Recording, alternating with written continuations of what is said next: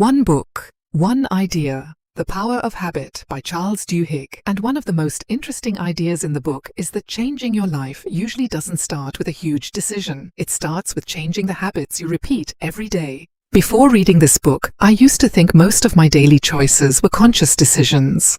But the more I reflected on it, the more I realized how much of my day runs on autopilot. From checking my phone after waking up to grabbing coffee without thinking, so many actions happen automatically because my brain is trying to save energy. The book explains that every habit follows a simple loop: a cue, a routine, and a reward. Once your brain connects those three pieces over and over again, the behavior becomes almost effortless.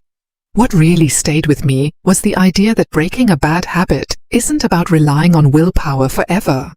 Instead, it's about keeping the same cue and the same reward while replacing the routine with a better one. That made so much more sense than simply telling myself to stop doing something. I also like the suggestion of attaching a new habit to something I already do every day.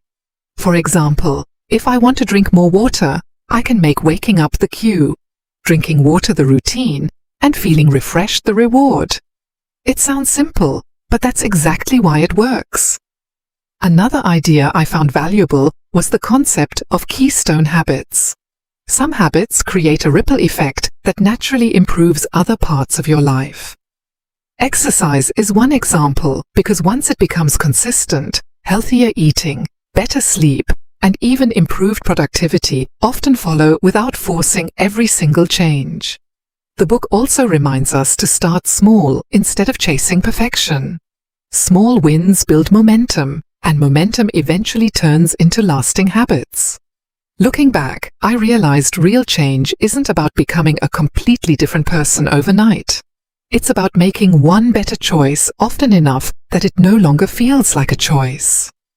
That's the insight I'm trying to carry into my own life, because the habits I build today are quietly shaping the person I'll become tomorrow.